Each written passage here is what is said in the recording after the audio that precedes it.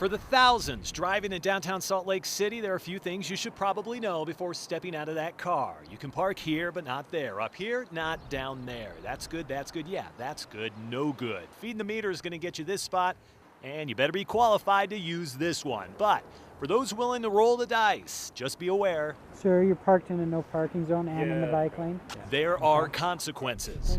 And when someone's in a crosswalk or someone's in front of the hydrant or various areas like that, we have to address it. And they address it to the tune of 40 to 70 citations every single day. Like it or not, Salt Lake City's parking enforcement is doing its job. But over the past couple of years, a handful of individuals have been getting a surprise on their windshield, maybe a little more often than the others. The bigger issue: how much do you think the worst parking offender owes the city? They refuse to pay. $50? I don't know, maybe $100? I would say maybe between 300 to 500. Higher. Really? 1,500. Higher? Way higher. 1,000? Not even close. Higher? Higher. Are you serious? 5,000. Higher. Wow. Much more. For parking? Yep, we're still talking about parking. Turns out the worst offender owes the city just a shade under $10,000. It's a result of racking up more than 80 citations, sometimes 3 in one day. Close. And while you take a moment to soak that in. Whoa. Well, we were also hemming and hawing, trying to track down the worst offenders. Turns out, out of the top 10 violators over the past couple of years, we found something pretty fascinating. It seems that 6 of them had government plates. That's right, government plates. Well, we had one big question here, and that was, which government agency was not willing to pay up? So we built a map showing the location of every violation where these government vehicles were getting tickets. And the red dots began stacking up pretty quickly, all in the downtown area and all within a few blocks. So we sat and we watched and found the only vehicles with government plates parked in illegal spots, ironically, were the ones sworn to enforce the laws themselves. For weeks, we witnessed Salt Lake City police parked in red zones, on curbs, in front of fire hydrants. In fact, this police car was parked so deep into the bus zone, the driver of that bus had no way of getting to the curb. Why do you have to park this far out? According to the city, police are subject to the rules regarding restricted parking locations like everybody else, with the exception of one thing: an emergency. But the officers we watched parked their cars to work foot patrol and never really appeared to be rushing to a specific emergency. So we decided to take things. Yeah, hi there. My name is Mike Headrick with KSL TV. One step further. You guys have one of your police cruisers that's parked in a red zone with a fire hydrant right here. And this was their response. Anyway, I'm the one who called it in. I saw this. A police sergeant rolled up, looked at the situation. It's not legally parked. Okay. Because it's like 2 feet into a red zone. And then called out parking enforcement to write the officer up, and then some. Well, the officer was issued a citation. He'll probably lose a day's pay. Now the car was moved. Public perception, how important is that to you when you see something? Oh, it's significant. I mean, it is so much of a business, especially a service business. With photos in hand, we took our findings to Salt Lake City Police Chief Chris Burbank, and while he likely has more pressing concerns than a bad parking job, he's not ignoring it. Choose a better location to park than in front of a fire hydrant. One, because of the example it sets for the public, right? And this idea or notion that we might be above the law, which is not the case. Without dispute, Burbank calls it a bad look. But the more we investigated, the more it became clear police were not the ones with the unpaid citations. Certainly, they seemed to be the obvious offender, but the real issue was quietly parked in the background. The United States Postal Service. It's recorded on camera and confirmed through city photos. A number of mail carriers have made it a practice of parking pretty much wherever they please. Tow zones, red zones, handicap zones, bike lanes, crosswalks on the curb in the middle of the street. And as many times as we saw them parked in front of one of these, you'd think they were putting out fires. You tell me why it's so important that a postal worker parks in a handicapped spot to deliver my mail. They believe that they are exempt from that. Rick Graham is Director of Public Services for Salt Lake City and says this has been an ongoing battle with the Postal Service. Parking jobs like this, that, and plenty of others are not okay with the city. But USPS tells them they got a job to do. They feel that they can park where they need to in order to fulfill their constitutional mandate of delivering the mail. The Postal Service refused an interview with KSL and sent us a statement explaining they are immune from regulation, restriction, or taxation by state and local governments pursuant to the Supremacy Clause of the Constitution. They also say it is the goal of the Postal Service to abide by all traffic laws. However, the parking situation in downtown Salt Lake City makes it very challenging for our carriers to do so. I'm MikeHeadrick with KSL. I noticed you're parking in a red zone here. Okay. How come? There's a spot right behind you that's open. That wasn't when I got here. How about the one before that? There's another one open. That one I didn't notice. And she's not the only one who did not notice open spots. At least 3 vacant spaces just feet away from this van in a red zone. And watch as this truck drives away from the red paint, parking in the front, and when you look down, at least 3 spaces in the back. The reality is there are more than 2,500 legal spots to park in the city. Hedrick, I saw you have a parking ticket. Oh, yeah. And at least 40 times this carrier says he was cited for parking in the wrong ones. Did you just leave it on here then the rest of the day? Well, yeah, and then at the end of the day, I turn it into our boss, and then they do something with it. And what that something is, we really don't know. What we do know is this: the bulk of these tickets, more than $33,000, it doesn't surprise me at all, are not being paid. And while there are differing opinions on the mail carrier's constitutional rights to park, They haven't paid the tickets? That's not right. Oh, wow. So you're fine with them parking in a handicapped spot? Handicapped spot, maybe if there's 2. it appears for now neither snow nor rain nor heat nor fire hydrant nor crosswalk nor handicap zone will keep these couriers from the swift completion of their appointed rounds. Hey, listen, my name's MikeHeadrick. I work with KSL. Anyway, I'm doing a story on crime in the area. Right on. And I was wondering, someone's engaged in what can only be described as an awkward. And I was wondering, do you know who this guy is? I don't.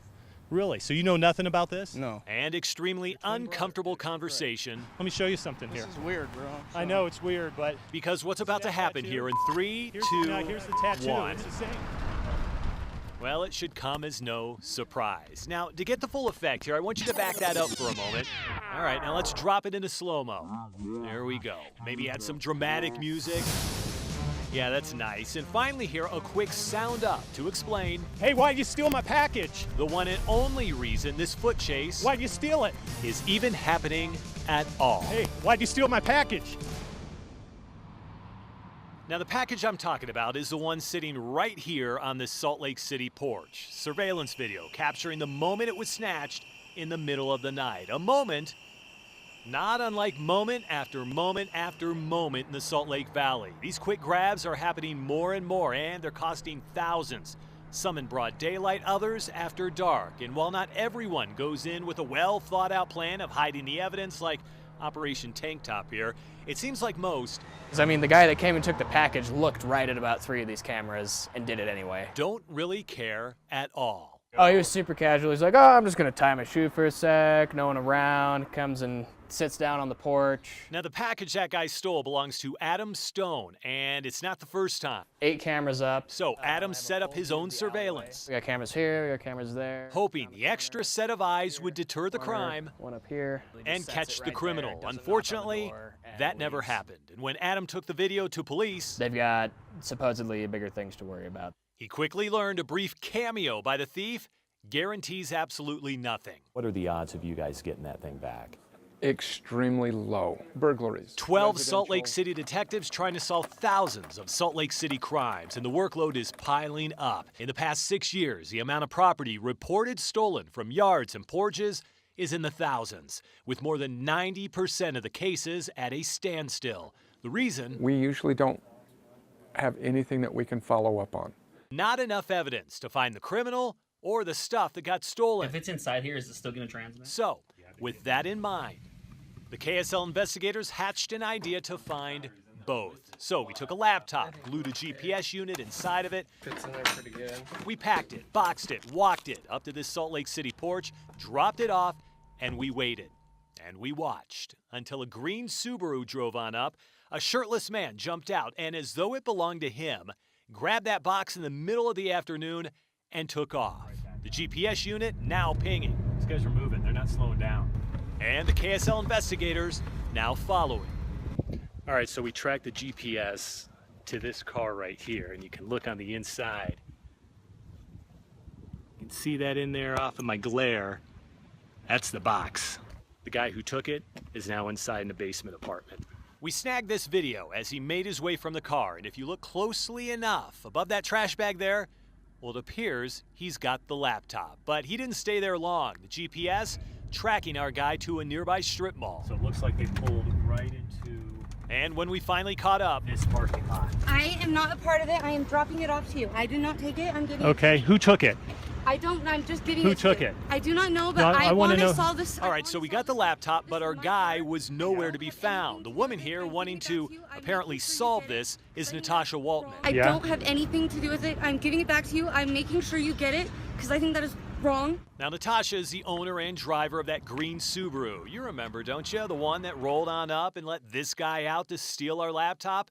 Well, it turns out... Who is the guy, though? I need to know his name. I don't know his That guy she apparently does not know I don't know his name. is 38-year-old Anthony Aguilera. Think she'd remember seeing their Facebook friends and everything. Regardless, so we filed a report with police. Because I'll look at the video. Natasha fessed up, and 2 months after apparently stealing our $800 laptop, 38-year-old Anthony Richard Aguilera was caught with $800,000 of meth and heroin, a stolen gun, and get this, a couple of live grenades. Yeah, apparently this is the kind of guy who steals a package off a porch, a convicted felon with a long, long history. And Natasha here, well, she has a few skeletons in her closet as well. They have no conscience when it comes to victimizing somebody else, and they only care about themselves. The reality is, most of these package thefts are simple misdemeanors. But when the thief does not get caught, and they see something else, like maybe this printer here in plain sight. So I'll put it around this GPS unit here. Well, they will likely do it again. We're gonna slide it inside here. And again. And again. We're good. Let's get this thing stolen. Case in point, Marcus Gailey here. Regular guy. He likes bikes, trains, selfies, shooting pool, selfies, belly button bear tattoos, selfies, selfies, more selfies. And apparently when he's not snapping a shot in the mirror, he is working as an artist. One more thing here. In the middle of the night, you may find someone who looks an awful lot like him stealing our GPS-wrapped wireless printer off the front porch. So, one more time, we follow the pinging dot by dot to this Salt Lake City home. And come daylight, what do you know? Well, that looks an awful lot like Marcus, walking out the front door, hopping on a bike, and then riding down the street with what appears to be my property underneath his arm. Now, what he did with that printer, we may never know, but it certainly wasn't from a lack. Hey, listen, my name's MikeHeadrick. Of trying to find out. You remember this conversation, don't And you? I was wondering, someone stole my package from the porch. It's a printer, and I was wondering, do you know who this guy is? I don't. There he is with the package on a bike. Weird. Do you recognize him? This might be my brother. Your brother? Now pause it there for a moment. Quick fun fact for you. Court records show Marcus sometimes lies about his identity. Okay, you can play it again. Looks like he's wearing the same shirt that you got right now. Right on. Do you have a twin brother? I do. You guys wear the same clothes then? I just picked it up from the health. Really? So you know nothing about this? No.